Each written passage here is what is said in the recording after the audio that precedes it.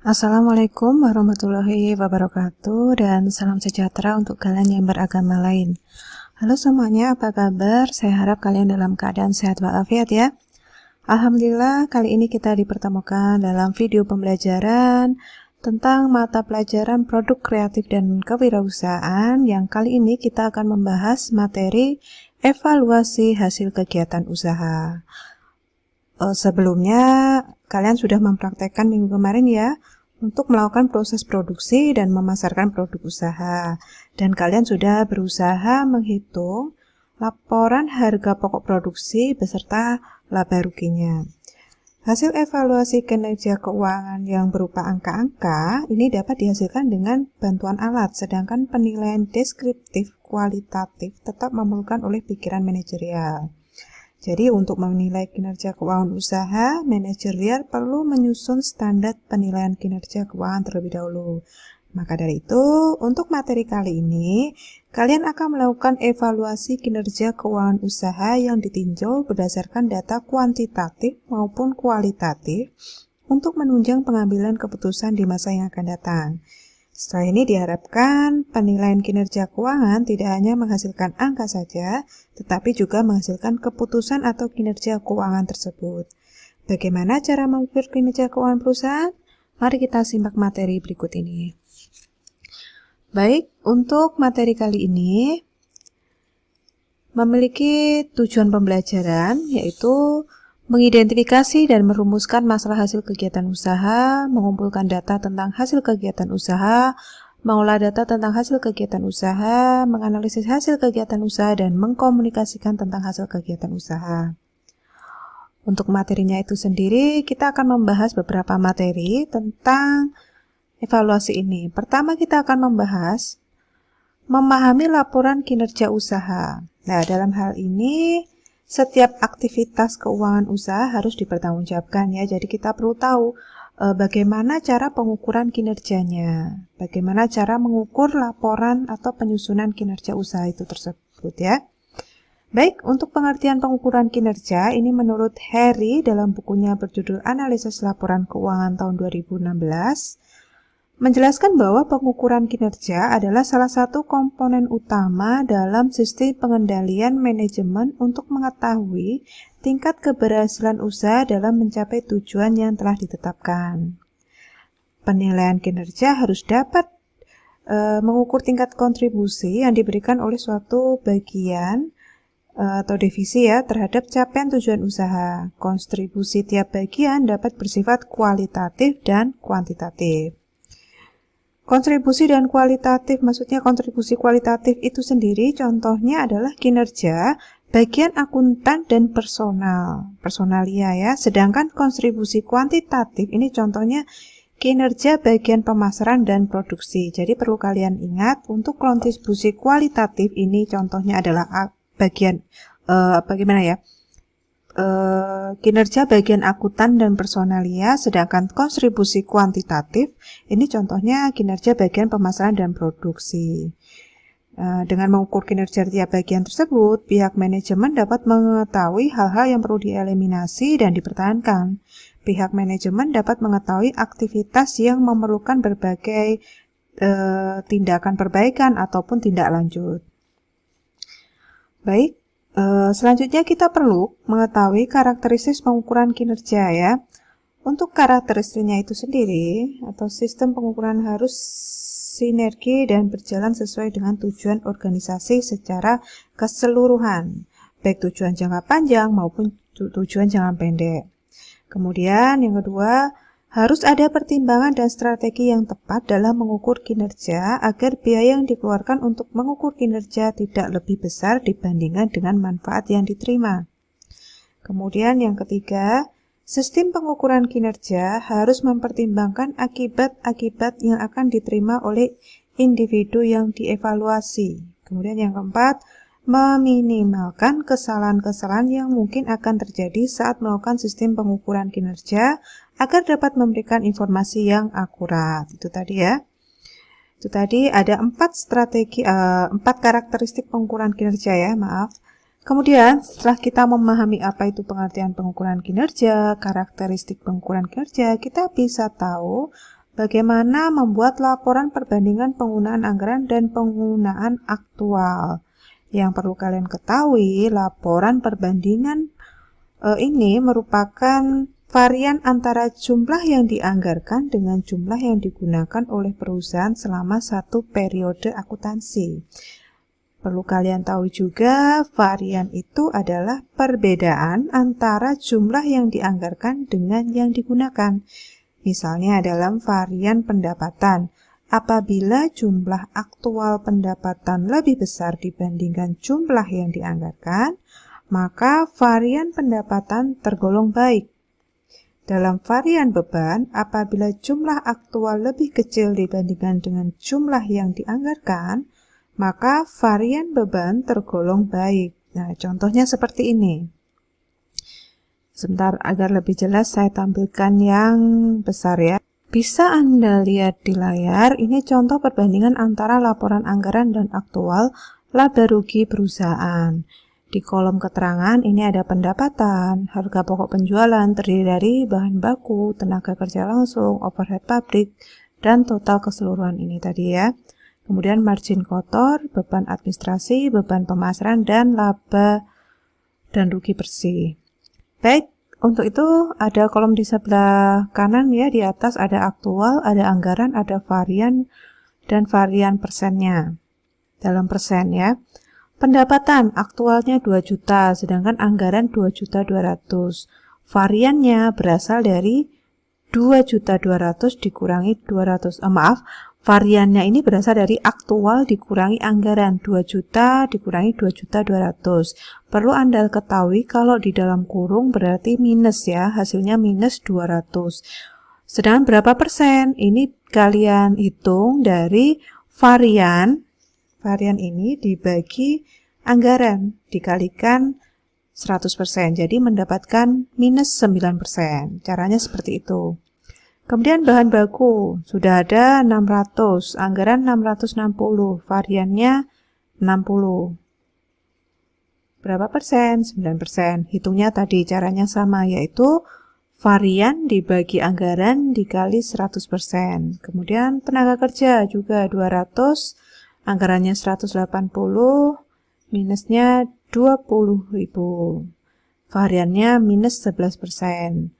Overhead pabrik 300, anggaran 310, varian 10.000, minusnya tidak minus ya, 3%.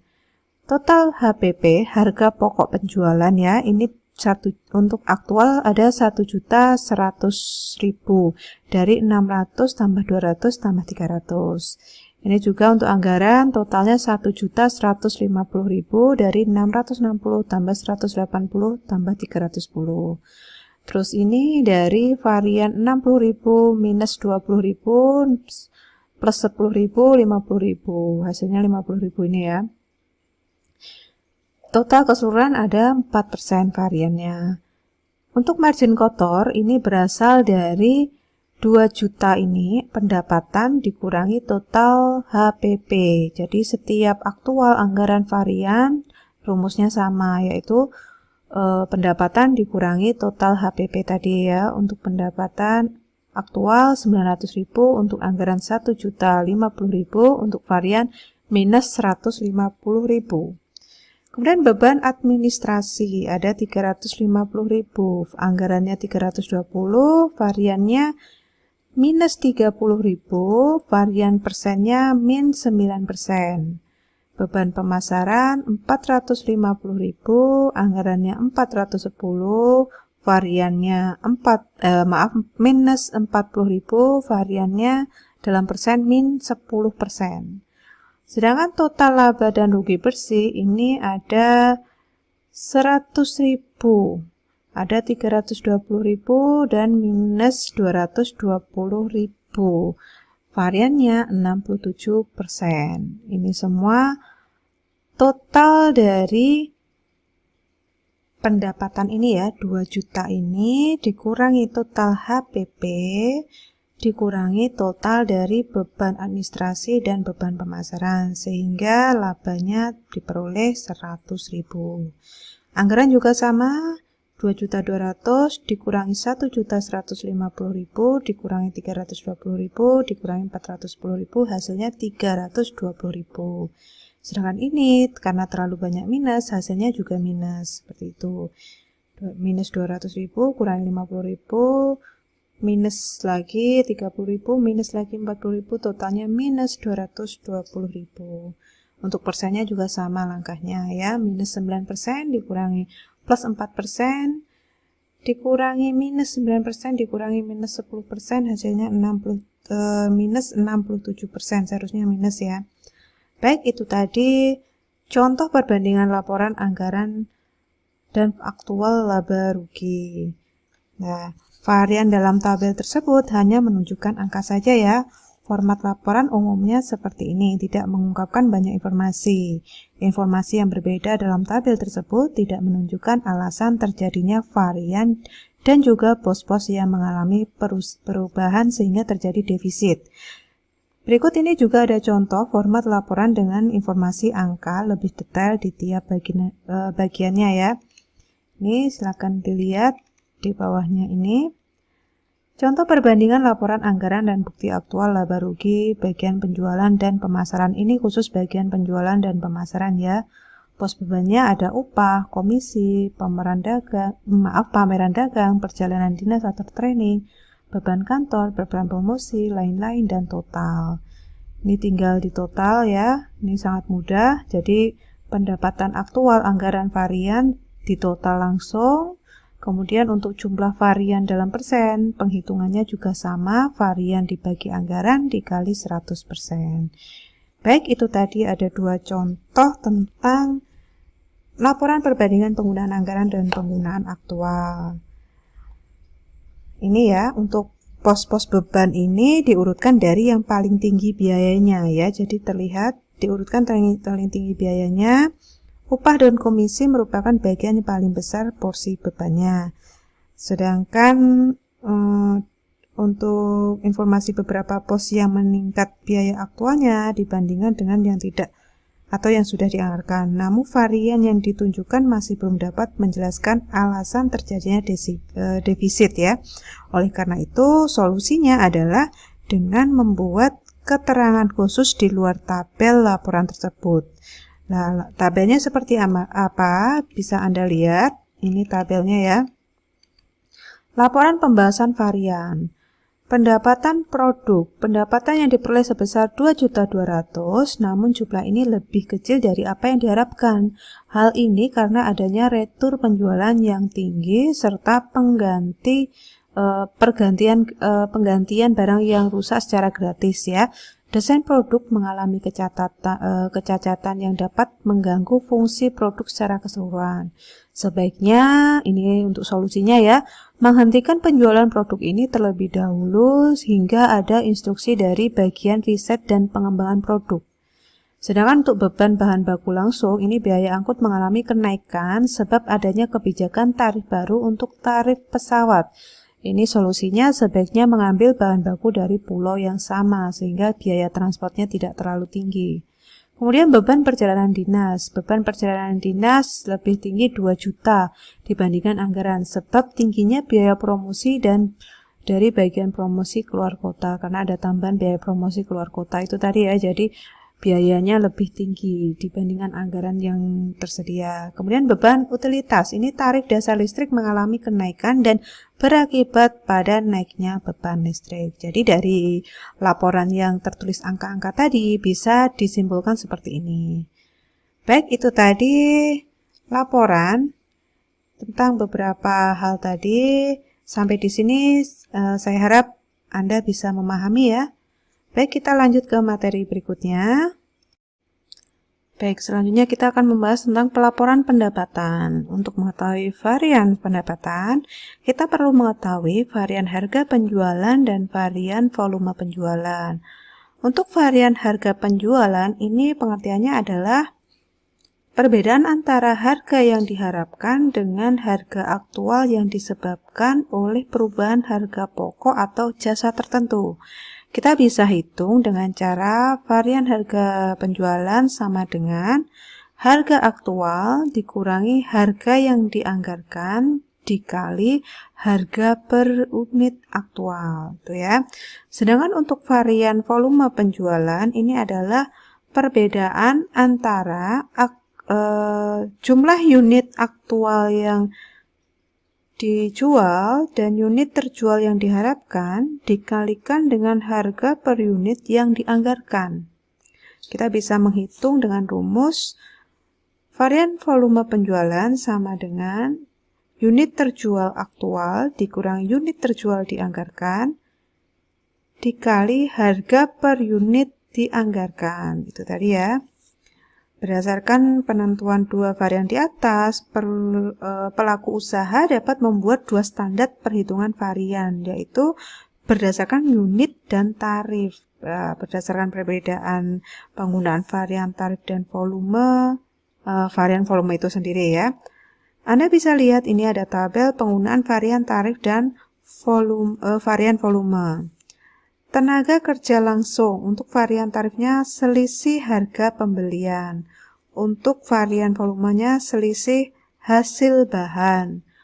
Kemudian tenaga kerja langsung, ini varian tarifnya selisih tarif tenaga kerja. Untuk varian volumenya selisih efisiensi tarif tenaga kerja. Untuk overhead tetapnya, itu varian tetapnya selisih pengeluaran overhead tetap, sedangkan varian volumenya tidak ada.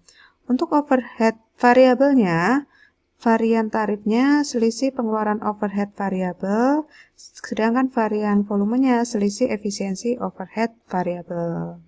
Itu tadi ya, untuk pelaporan pendapatan. Jadi perlu kalian ketahui atau kalian hafalkan antara varian harga penjualan dengan varian volume penjualan.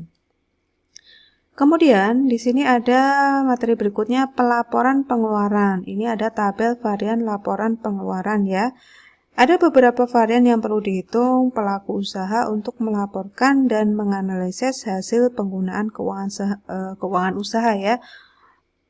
Berikut saya perlihatkan tabel yang lebih jelas. Ini. Pertama ada varian harga pembelian. Purchase price variance ya. Perhitungannya yaitu harga aktual dikurangi harga standar dikali kuantitas aktual. Harga standar ditetapkan oleh profesional yang dipercaya oleh perusahaan, didasarkan pada tingkat kuantitas, kualitas, dan kecepatan pengiriman. Kemudian ada varian hasil bahan baku atau material yield variance. Penggunaan unit aktual dikurangi penggunaan unit standar dikali biaya standar per unit. Keterangannya, penggunaan unit standar disusun oleh bagian perkayasaan didasarkan pada tingkat kerusakan bahan, kerugian selama pengujian peralatan, dan faktor-faktor yang diharapkan. Kemudian ada varian tingkat atau tarif tenaga kerja labor rate variance. Ini tarif standar dikali jumlah aktual yang dibutuhkan. Tarif tenaga kerja standar disusun oleh bagian SDM dan karyawan teknis. Didasarkan pada harapan gaji oleh staf produksi, jumlah lembur yang mungkin terjadi, jumlah staf yang baru atau yang dipromosikan, dan hasil negosiasi kontrak dengan serikat buruh. Kemudian ada varian efisiensi tenaga kerja labor efficiency variance. Ini rumusnya jumlah aktual dikurangi jam standar dikali tarif standar. Jam standar ini terlihat dari kecepatan optimal dalam menyelesaikan target produksi. Angka ini dapat bervariasi, misalnya terkait ketersediaan bahan baku, kapasitas mesin, dan tingkat kemampuan karyawan. Kemudian ada lagi varian pengeluaran overhead varian atau overhead variable spending variance. Ini rumusnya jam bekerja aktual dikali tarif overhead aktual dikurangi overhead standar. Varian pengeluaran overhead variable adalah informasi mengenai beban produksi dan proyeksi jam tenaga kerja yang dibutuhkan. Beban overhead aktual per jam tenaga kerja yang lebih kecil daripada yang diharapkan akan menguntungkan varian ini sendiri. Kemudian berikutnya ada varian efisiensi overhead variable efficiency variance. Ini standar tarif overhead dikali jam aktual dikurangi jam standar. Varian yang menguntungkan adalah varian jam kerja aktual kurang dari jam kerja yang dianggap yang dianggarkan, maksudnya itu ya. Kemudian ada yang terakhir, ada varian pengeluaran overhead tetap atau fixed overhead spending variance. Ini rumusnya overhead tetap aktual dikurangi overhead tetap dianggarkan. Jumlah beban pada overhead tetap seharusnya relatif selama sama, ya. Maaf, maksudnya relatif selalu sama. Oleh karena itu, selisih overhead tetap sebaiknya tidak terlanjur jauh dengan yang dianggarkan, kecuali pada kondisi tertentu di bulan-bulan tertentu, tetapi masih dapat ditutupi di bulan lainnya. Itu tadi ya. Kemudian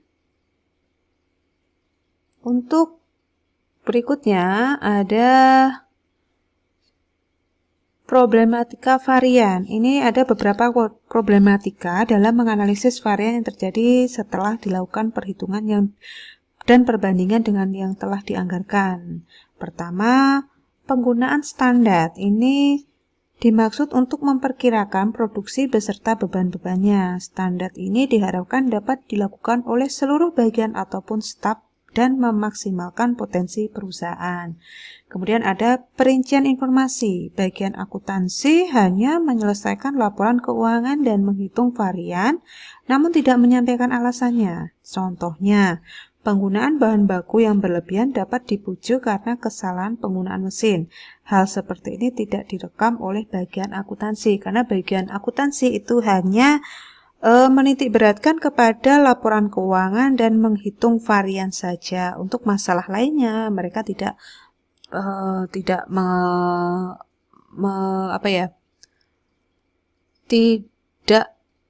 mengetahui penyebabnya, jadi hanya fokus pada itu saja. Kemudian yang kedua, menentukan varian yang dilaporkan. Ini ada banyak varian untuk laporan pengeluaran usaha. Tidak semua varian perlu disampaikan kepada pihak manajemen, namun beberapa varian penting perlu disampaikan ya. Kemudian ada materi berikutnya, mengukur kinerja dengan balance card ya. Pertama ada perspektif pelanggan. Perspektif pelanggan ini bisnis yang baik dan berumur panjang itu adalah bisnis yang mampu menciptakan produk yang memiliki nilai di mata pelanggannya. Karena semakin puas pelanggan terhadap produk dan jasa yang diberikan, maka semakin baik posisi perusahaan di mata pelanggan. Untuk itu, diperlukan alat ukur menentukan tingkat kepuasan pelanggan terhadap produk, jasa, ataupun perusahaan. Ini beberapa alat ukur yang perlu dijadikan patokan bagi para pelaku usaha ya. Pertama ada market share atau pangsa pasar ya. Ini mengukur luas segmen pasar tertentu yang dikuasai perusahaan. Kemudian ada customer retention, retensi pelanggan, yaitu mengukur kemampuan perusahaan dalam menjaga hubungan baik dan mempertahankan pelanggan lama.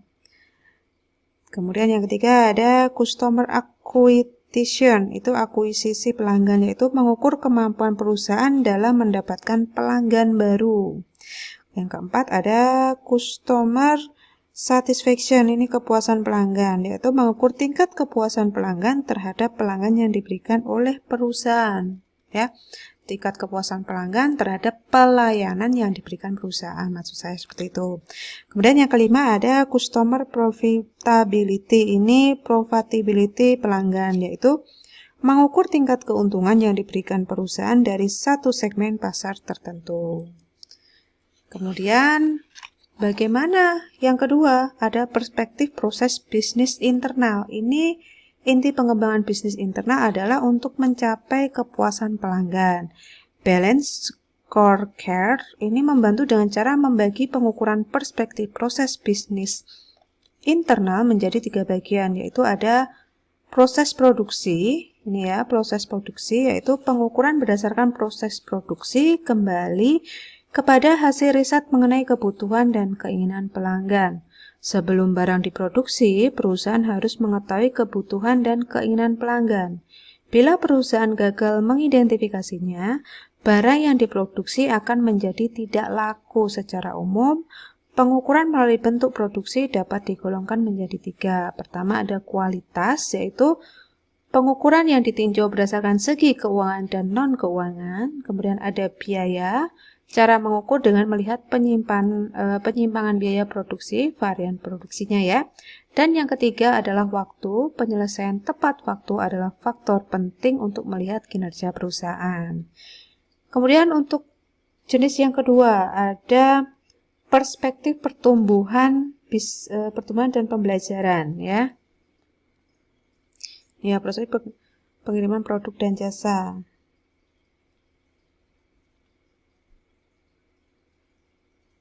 Baik, yang kedua ada proses pengiriman produk dan jasa. Ini tadi ya. Proses pengiriman produk atau jasa berkaitan dengan cara produk sampai ke tangan pelanggan. Pelaku usaha harus memastikan bahwa proses ini menjamin kondisi produk selama perjalanan dan dapat tiba di tangan pelanggan tepat waktu. Untuk itu, pelaku usaha perlu mengidentifikasi jenis dan cara pengiriman yang terbaik. Ya, itu tadi ya. Dari pelaku usaha itu tetap harus memperhatikan bagaimana produk tersebut dikirim ke pelanggan dan sampai ke tangan pelanggan dengan kondisi baik. Kemudian yang ketiga ada proses layanan purna jual. Ini memberikan layanan purna jual, yaitu berupa perusahaan memberikan konsumen beberapa layanan, antara lain pemberian atau pemeliharaan produk, perbaikan kerusakan, pemberian garansi, dan servis. Semakin baik dan semakin lengkap layanan diberikan, pelanggan umumnya akan semakin tertarik ya. Tolak ukur yang biasanya digunakan adalah jangka waktu yang dibutuhkan untuk memenuhi layanan dan ketepatan serta kecepatan dalam memberikan layanan purna jual. Baik, selanjutnya adalah perspektif pertumbuhan dan pembelajaran. Ini menekan atau menitik beratkan pada infrastruktur, sistem informasi, serta prosedur organisasi ya. Perspektif pertumbuhan dan pembelajaran mengidentifikasi perangkat-perangkat yang mampu menggerakkan organisasi kepada perbaikan secara kontinu. Dalam sistem ini ada 3 faktor dalam perspektif ini ya, yaitu kemampuan pekerja, kemampuan sistem informasi, dan motivasi pemberdayaan keselarasan. Untuk pertama, kemampuan karyawan. Ada prinsip right man on the right place at the right time. Ini penting untuk diterapkan. Perlu kalian ketahui, ada 3 hal yang berkaitan dengan kemampuan karyawan. Ada 1, tingkat kepuasan karyawan. 2, ada retensi pekerjaan. 3, ada produktivitas pekerjaan. Untuk tingkat kepuasan karyawan, faktor yang mempengaruhi tingkat kepuasan antara lain fasilitas kerja yang memadai, dukungan dari atasan, keterlibatan pekerjaan dalam mengambil keputusan, kemudian memperoleh informasi, serta dorongan untuk mengambil inisiatif dan berkreasi. Jadi bisa meningkatkan kepuasan karyawan. Sedangkan untuk retensi pekerjaan, ini adalah kemampuan perusahaan dalam mempertahankan pegawai-pegawai yang terbaik ya.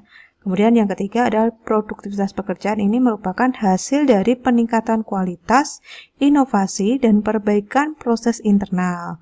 Produktivitas dapat diukur dari output yang dihasilkan pegawai dibandingkan dengan jumlah pegawai. Jadi kita lihat outputnya dari tiap pegawai ya.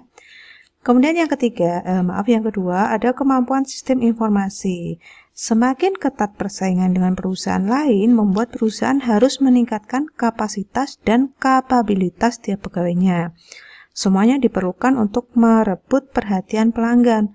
Mengukur kemampuan perusahaan dalam memberikan pengetahuan tentang sistem informasi kepada pegawainya, ini dapat menunjang pekerjaan mereka. Setiap pegawai membutuhkan informasi yang cepat, tepat, dan akurat untuk menghasilkan keputusan yang bermanfaat bagi perusahaan. Kemudian yang ketiga ada motivasi pemberdayaan dan keselarasan. Ini infrastruktur yang memadai, keterampilan pekerjaan yang baik, dan sistem informasi yang baik ternyata belum tentu dikatakan maksimal jika pekerjaan belum termotivasi untuk menyelesaikan pekerjaan selaras dengan tujuan perusahaan. Nah, cara mengukur motivasi pekerjaan itu antara lain berdasarkan tingkat kehadiran pekerjaan, hasil pekerjaan, dan antusiasme pekerjaan dalam membentuk rekomendasi kepada perusahaan.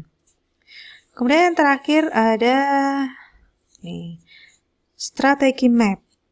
ini kita kenal BSC, yaitu Balance Scorecard tadi ya. Ini merupakan sebuah rencana yang berdasarkan pada sistem perbaikan proses serta pengendalian proses tersebut. Ini menurut Harry tahun 2016. Oleh karena itu, hal-hal yang perlu dinilai harus mencakup perspektif keuntungan dan non-keuangan yang terintegrasi dengan internal perusahaan. Keselarasan antara ukuran dan tujuan strategi perusahaan memungkinkan pihak manajerial menelusuri hasil finansial dan juga mengawasi proses kemajuan internal perusahaan. Contohnya seperti ini ya, biar lebih jelasnya lagi. Nih.